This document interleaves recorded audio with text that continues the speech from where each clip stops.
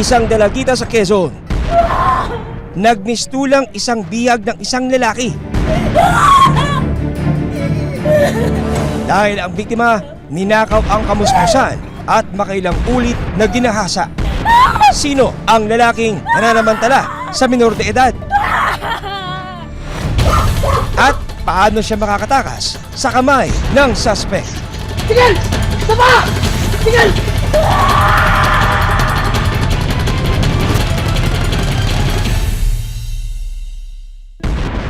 Umaga ng December 22, 2023, galit na nagtungo si Rico, hindi niya tunay na pangalan, sa bahay ng kanyang hipag na si alias Mirna. Mirna! Ano yun? Dito! Andiyan ba si Nene? Andiyan ba si Nene? Nasaan ang anak ko? Tinatawag niyo ba ang anak ko? Nasaan si Nene? Wala rito ang anak mo. Ba't naman namin itatago ang anak mo? Ano bang problema?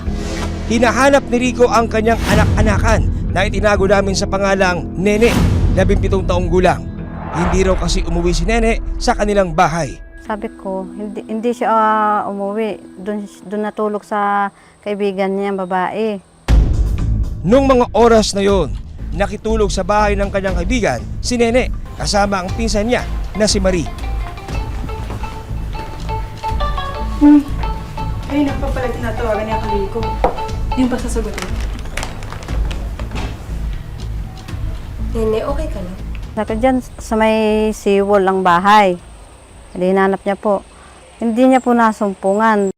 Ayon kay Mirna, bakas ang galit at pag-aalala sa amain na si Rico habang hinahanap si Nene.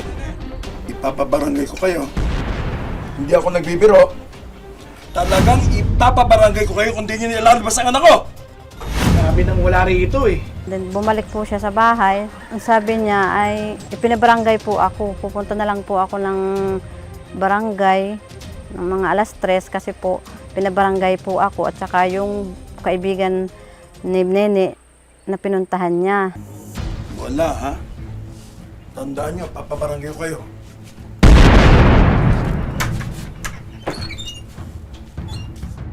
Nang makaalis si Rico sa bahay ni Mirna, ay agad siyang tumawag kay Nene.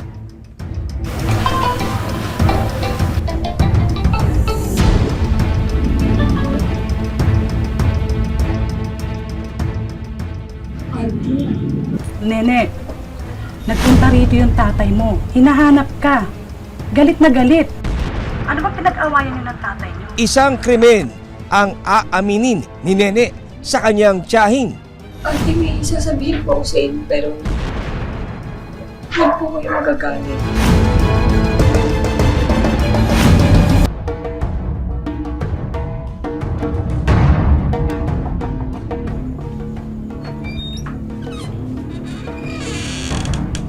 Nanginginig na umuwi si Nene sa bahay ng kanyang tita Mirna. Auntie! Nanginginig ka. Ano nangyari sa'yo? Bandang alas 9 po, nakauwi na si Nene sa bahay. Kasama po yung kaibigan niya. Sabi nga po nung kaibigan niya, Tita, may napansin ako dito kay Nene. Dito, ipinaalam ni Mirna kay Nene na hinahanap siya ng kanyang galit na amain. Nagpunta rito ang amain mo, hinahanap ka. Saan ka raw natulog kagabi? Hindi ka raw umuwi. Saan ka ba natulog? Nag-isip po ako na bakit ganun po ang pinapakitang ugali ng amain niya. Tinanong ko na rin po itong si Nene. Ano ba nangyayari sa'yo? Nanginginig ka. Sa kabila ng takot, inamin ni Nene sa kanyang tiyahin ang tungkol sa bangungot na sinapit.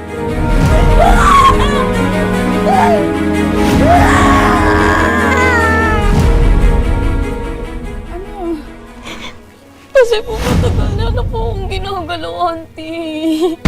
Ano? Nagsasabi po akong totoo. Alam ba to ng nanay mo? Tara, punta tayo kung sito. Damo natin yung hype na yun. Ilang sandali pa, biglang hinimatay ang dalagita.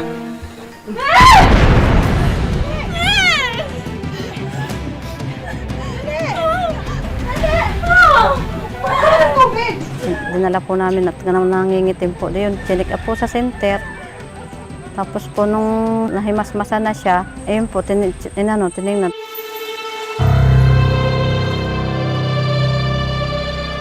Nang ipatingin sa health center, nakita ng doktor ang mga pasa sa tiyan ni Nene. Sige, ipa-CBC kita at urinalysis. Baka may anemia ka. Buntis ka ba?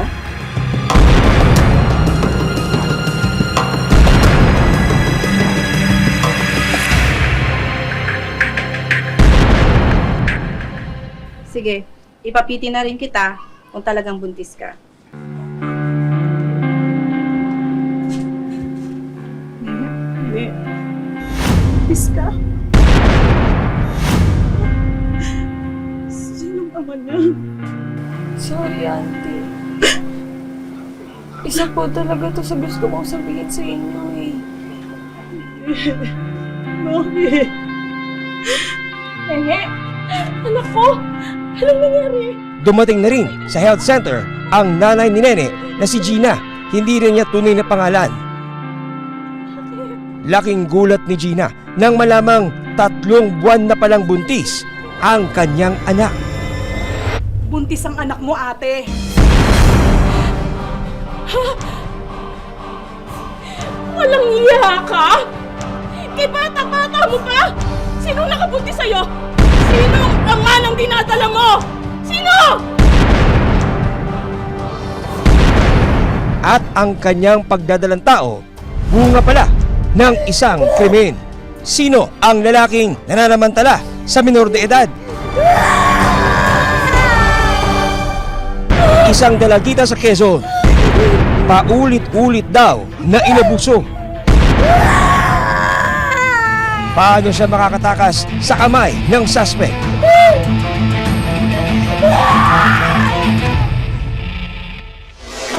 Labing-6 na taon na ang nakakaraan mula nang makipaghiwalay si Gina sa asawa. Iniwanan niya kami. Walang kakainin yung mga anak. Dagdag pa niya, madalas daw siyang saktan ng kanyang dating asawa. Nuuntog na ako nun sa ligi. Hindi ko lang inapag-ano. Kalaunan, inako na ni Gina ang pagpapalaki sa kanyang 2 anak na si Nene, 17 taong gulang, at Jessa, 16 na taong gulang. Ngayon po, Pilipit, noon ay wala akong hanap buhay. Ako rin lang naman halos ang nagapag ng mga anak ko palaki. Taong 2010 nang dumating sa buhay ni Gina, si Rico.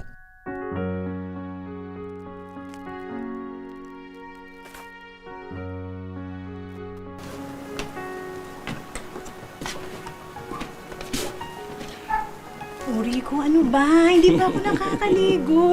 Pareho lang tayo, amoy pawis.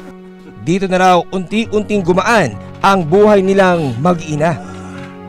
Nagpadala nga pala si nanay ng mga gamit galing abroad. Pati yung mga bata, may mga pasalubong. Ay naku, mabuti naman. Naku, nakakahiya naman sa nanay mo. Hindi ba, i-message ko na lang siya para makapagpasalamat naman ako. Nung naghiwalay kami nung aking asawang unay, nakita ko siya. Ayun, hindi na kami nag-aano nung aking unang asawa. Iwanan na, pinabayaan na kami. Alam mo, iba ka sa dati kong asawa. Yun, walang ginawa kundi nagpisyo. At saka, bugbugin ako. Alam mo naman hindi ko gagawin yun sa'yo. Alam mo yun, mahal. Pero ang hindi alam ni Gina,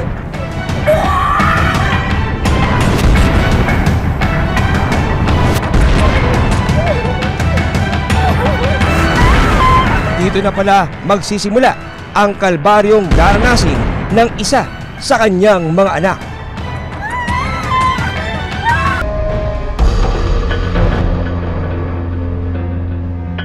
Nitong December 22, 2023, isang lihim ang isiniwalat ng 17 taong gulang na si Nene sa kanyang tiyahin. Sabi mo sa akin. Ano? Kasi po matagal na po akong ginagalaw, Auntie. Ano? Tinanong ko na rin po itong si Nene. Umiyak lang siya nung una, tapos inulit ko pong tinanong, bakit totoo ba na ginagawan ka ng masama ng magtango lang po siya. Nagsasabi po akong totoo. Walang taon niya na po. Simula 8 years old po ako. Alam ba to ng nanay mo? Ayon kay Nene, matagal na raw siyang inaabuso ng isang lalaki.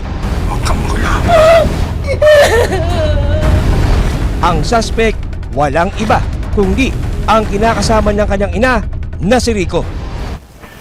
Kwento pa ng dalagita sa kanyang tita Mirna, 9 na taong gulang siya nang unang gahasain ng amain. Pag nagkakataon pong wala yung ina niya at nagtitinda po ng kakanin, doon po siya ginagahasa ng amain niya. Sa gabi po kasi siya nangingisda eh. May panahon rin daw na dinala siya ng amain sa masukal na gubat at doon pinagsamantalahan. Bis ka na. Maputom tayo. Ano mo? Dala mo!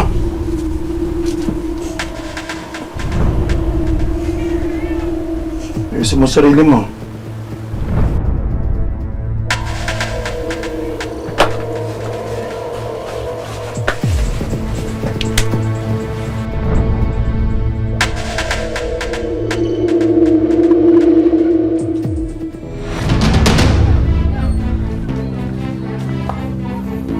Sa parteng kanan po doon po yung pinakaandaungan po.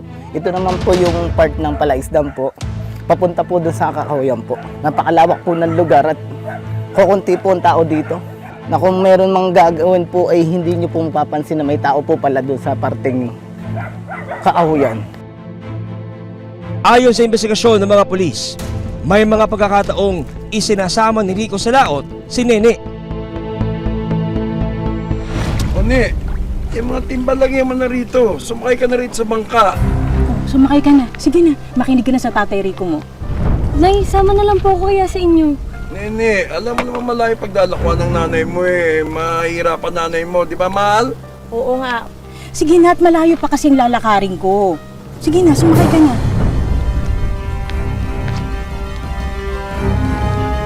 O sige na, mauuna na ako ha. Mag-iingat kayo. Ikaw, mag-iingat din, mainit. Halika na, sakay ka na rito. Harap ka muna rito.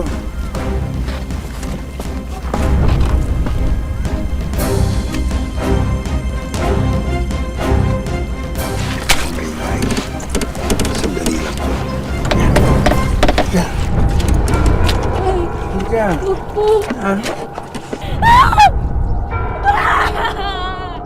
Mula gubat hanggang sa laot, walang pinalampas daw ang amain.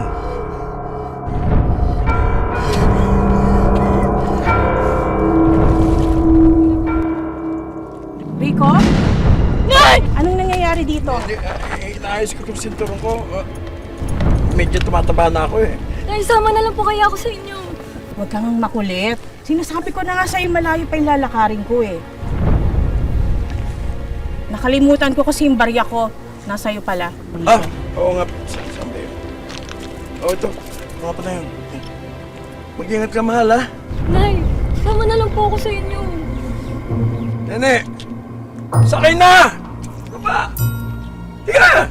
Dali mo! Sige na, Nen. Sumakay ka na. Tika na! Ah!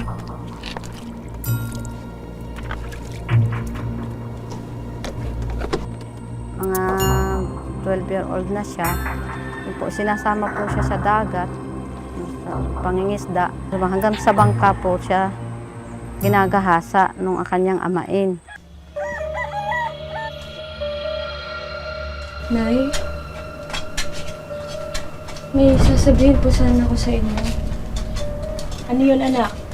Nang hindi na makatiis si Nene sa mga pangyayari, Pero, pwede po bang ipangako niyo muna sa akin na hindi po kayo magagalit? Ba? Kung may ginawa kang kasalanan hindi ko mapapangako sa'yo yan. nagsumbong na siya sa kanyang inang si Gina. Si Tatay Rico po kasi... Oh, anong meron sa tatay Rico mo?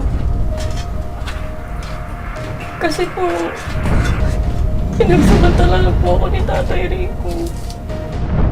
Pero sa halip na paniwalaan, binaliwala lang daw ito ni Gina at galit na sinagot ang anak.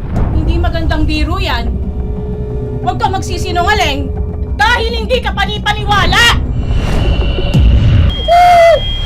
Ang kamusmusan ng batang si Nene. Ninakaw ng isang malagim na krimen. Ayon sa ibinahaging salaysay ni Nene sa mga pulis, 9 na taong gulang lamang siya nang unang makaranas ng pangmomolestya sa kamay ng kanyang amain na kinilalang si Rico.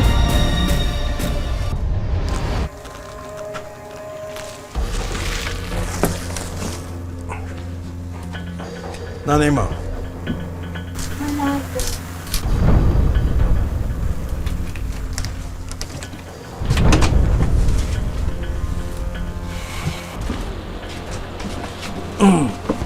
Liga, masahin mo ako. Yan. Dito muna. Yan. Sige. Ayos ah. Ang husay mo magmasahe. Dito naman, dito. Yan, yan. Ayan. Galing. Taas pa. Ah. Sige.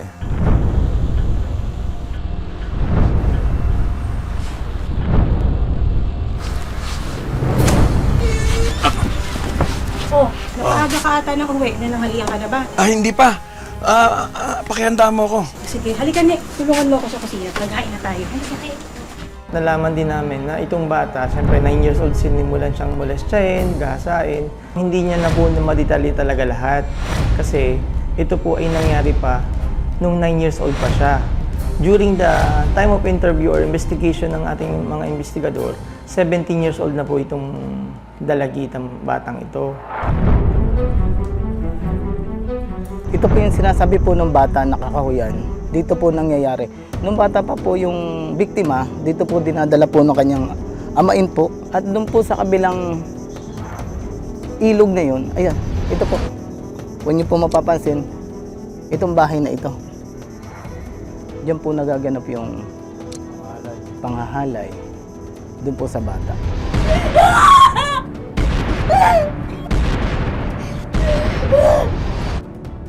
Hanggang sa laot, walang pinalampas daw ang amain. Actually, yun po ang tinuturo ng ating biktima, si Nene, na dito siya sinasakay sa bangkang ito at dinadala sila sa laot at doon ginagawa ang pangahalay. More or less 150 to 200 meters lang. Walk. By walk lang yan.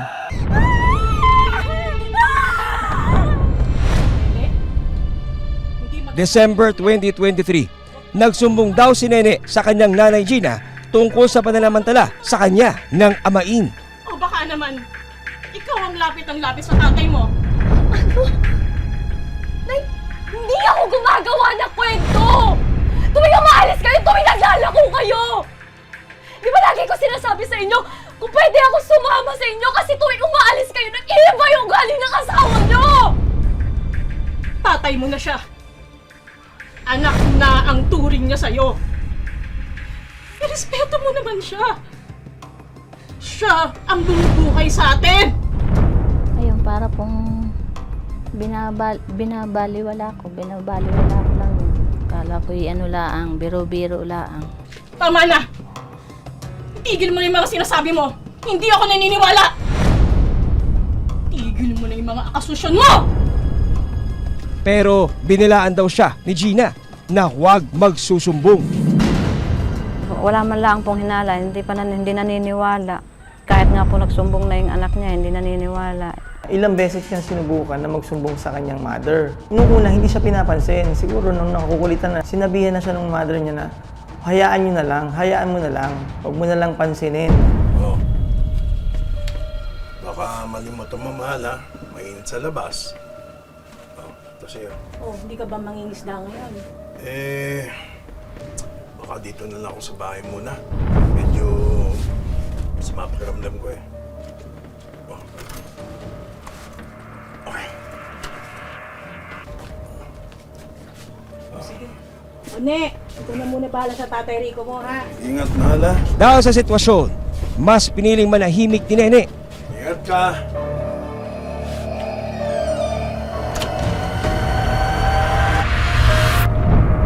Pero walang lihim na hindi nabubunyag.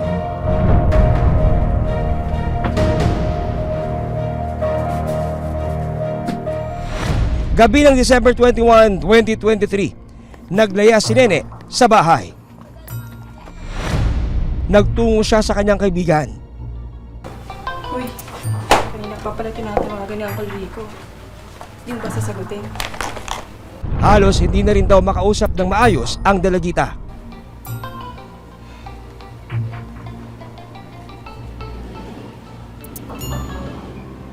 Noong araw ding yun, hinahanap na siya ng kanyang tatay Rico. Pumunta sa barkada niya siguro para maglabas ng sama na loob. Tapos, hindi siya umuwi during that time. Nasaan ka? Ang tigas talaga ng ulo mo ha. Pag hindi ka umuwi rito, ipapabarangay kita. Papabarangay ka? Sige! Ipapapulis naman kita sa mga pinagagawa mo sa akin! Bakit daw? Dito na nakahalata ang mga kaibigan ni Nene na may kakaiba sa kanyang ikinikilos. Ano nangyari sa'yo? Kasi po matagal na po akong ginagalaw, auntie. Isinugod sa health center si Nene at dito na pag-alaman na 3 buwan na siyang buntis. Buntis ang anak mo, ate. Ang ama ng kanyang ipinagdadala, Sinong ama ng dinadala mo? Sino? walang iba kundi Yung asawa niya yung gumawa dito sa akin! Si Rico! ang nananamantala sa kanya ng higit 1 dekada ang kanyang amain na si Rico. Sabi po pati ng doktor ay ba't daw yung tiyan ay parang maga. Eh di nalaman nga pong buntis, gawa ng napiti na. Ayon sa salaysay ni Nene sa mga pulis, may mga pagkakataong hinihilot pa ni Rico ang tiyan ng dalagita para daw hindi mabuo ang kanyang dinadala sa sinapupunan. Alam na nanay mo yung kondisyon mo yan. Palalayasin ka na. Kaya, kisin mo. Aray ka ng aray.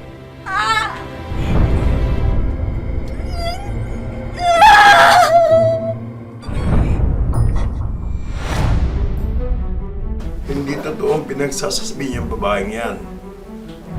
At hindi ko anak ang pinagbubuntis niya. Nay, magsabi ka ng totoo. Paano ko magagawa sa iyo yun? Eh, tinuring na kitang parang anak. Anak, Oo. simula bata pala ako ginagalaw mo na ako. Ganyan ba turing na isang ama sa isang anak niya? Magsabi ka na kasi ng totoo, Nene. Sinisira mong pamilya natin eh. Matagal na sira yung pamilya natin, Nay! Dahil sa mga testimonya ni Nene, kasama ang kanyang tita Mina, 4 months sila nagsampan ng kaso laban sa kanyang tatay-tatayan na si Rico. Pero laking gulat ni Mirna nang malamang maging ang bunsong kapatid ni Nene na si Jessa hindi rin pala nakaligtas sa kamay ng kanyang amain.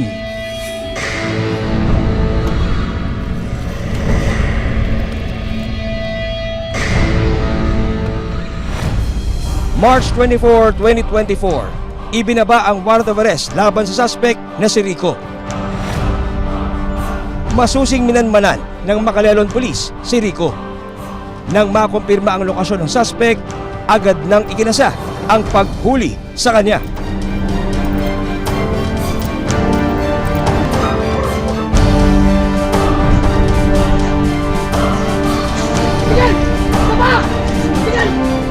Ayon sa Macalelon Police, sa isang masukal na bahagi ng gubat siya nahuli ng mga otoridad.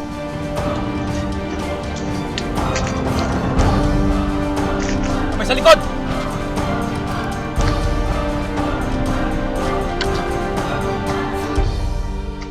Ikaw ba si Rico Basqueña? Opo. Ikaw hinuhuli namin sa visa ng warrant of arrest. Ang kaso mo ay acts of lasciviousness at 8 rape case na nakapal sa iyo. Ito na siyam na yun, siyam. Okay? Ikaw ay may karapatang manahimik. Okay? Napakaswerte po natin at nung lumabas po yung warrant of arrest ay nandito pa rin po siya sa area. Matapos mahuli, dinala si Rico sa police station. Sinabi ko na nga sa'yo. Agad ding nagtungo si Gina sa istasyon. Hindi ko anak ang pinagbubuntis ni Nene. Dahil minor de edad ang biktima, nasa kustudiya siya ngayon ng Department of Social Welfare and Development o DSWD. Kinuha ng tunay niyang ama, dinala po siya sa Cabinti, Laguna at tinurn over po doon sa DSWD doon at doon po sila binibigyan ng counseling ng DSWD. Naharap naman ang suspect sa patong-patong na kaso ng 2 counts of statutory rape, 6 counts of rape at acts of lasciviousness. Makaharap si Rico sa habang buhay na pagkakakulong sakaling mapatunayang nagkasala sa batas. Humingi naman ng kapatawaran si Gina sa kanyang anak, lalo na sa mga pagkakataong ipinagsawalang bahala niya ang pagsusumbong ni Nene. Masakit naman po sa kalooban ko. Sorry na, Bi. Sorry na, anak. Kung may impormasyon tungkol sa mga biktima ng pang-abuso, agad na mag-report sa mga kinaukulan para agad na matulungan ang mga biktima. Hanggang sa susunod na Sabado para sa patuloy na pagtuklas ng katotohanan at paghahanap ng katarungan. Ako po si John Consulta para sa Pinoy Crime Stories.